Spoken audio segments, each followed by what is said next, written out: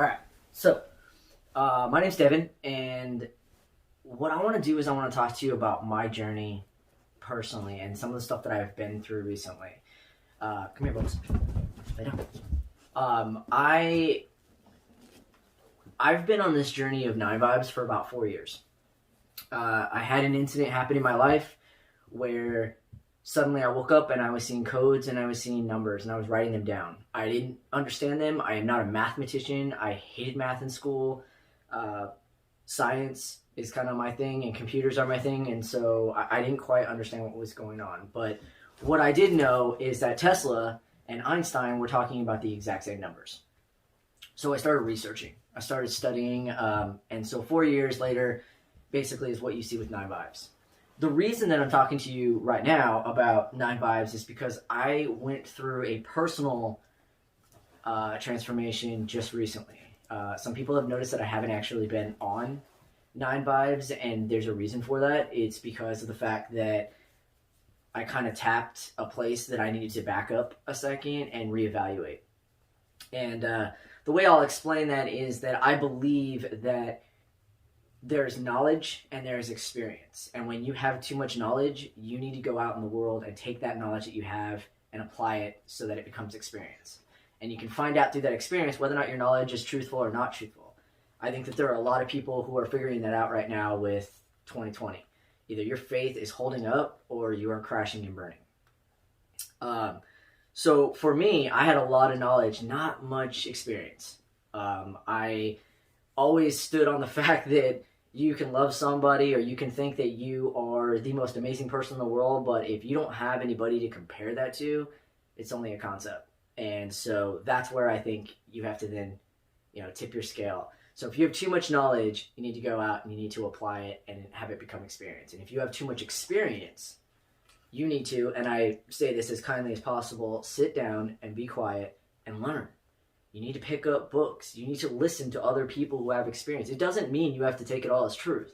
It doesn't mean that you have to apply the whole entire Bible to the rest of your life, or the Kabbalah or Zohar or the Quran or anything like that. That's not what it is. It's that you need to start listening to other areas because there's a reason that you're searching. It's because you're stuck. And I don't think people understand that. You're not searching through Facebook just to troll or anything like that. You're stuck. You're stuck in your life. You're stuck with your job, you're stuck with your finances, and so you're online, you're searching Facebook, you're trying to find answers. And I completely understand that. Everybody gets stuck. I think that life is a maze. You don't ever win or lose, you just get stuck, and then you unstick yourself. You find something out there that gets you out of your hole or helps you see clear. So for me personally, I was stuck. Nine Vibes was growing, and I was seeing more and understanding more, and then it just stopped. I couldn't see past certain places. And in fact, some of you might have noticed I got a little bit preachy. I started telling people, hey, fear started basically coming into my life. And I looked around at society and the world, and I was just like, we got to get this. We got to get this now because, we're not going to be able to have any time to, you're not going to be able to spend the time that I spent trying to get there is what I felt. And that's fear. That is all fear. See, because technically, if you know anything about quantum mechanics or quantum physics, time is an illusion. We created time. We created everything that it represents. And so the idea that you have to have a certain amount of time to do something is an illusion.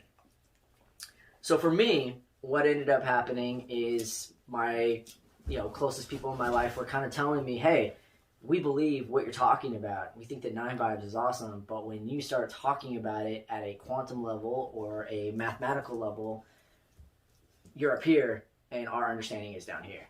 And so the message I wanted to share with everybody is that if your information is truly working for you and you believe that it is truth, then it can only be your responsibility if other people don't understand it. There are an infinite amount of ways that you can explain something. I can explain nine vibes through your cell phone, just looking at the number pad on your cell phone. I can explain nine vibes through Tesla.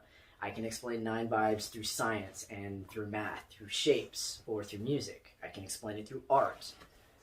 There are many different avenues you can explain nine vibe, which I think is why nine vibes is growing as much as it is. But there are a lot of things about nine vibes that there isn't that much information about, and it's still continuing to grow and to expand.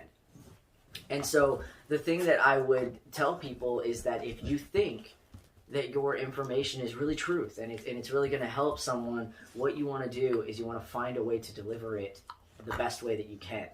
And I guarantee you that delivering it saying, you know, this is my information and everything that you think is wrong is never going to work.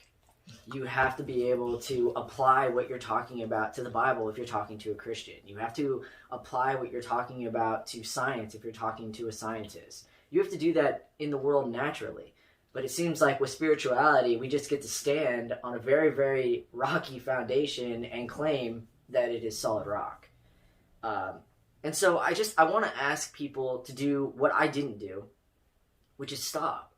Look at the information that you have and build an anchor with it. Because if you don't, you're going to pile on so much information and you're just going to float away. Because there's nothing that's holding you in position. It's not your family or your friends. Most of us will honestly say that most people in our lives don't understand us. It's not going to be the people that are in your life that are going to be your anchor. It's going to be you. It's going to be what you think is actually truly your anchor. So I give shout out and props to my girlfriend who pulled me aside and was like, look, let's take your notebooks, your 25 to 30 notebooks, and let's start building an anchor. Things that you actually do believe and know and have applied, and things that you're still researching and learning so you don't get lost in the world, basically.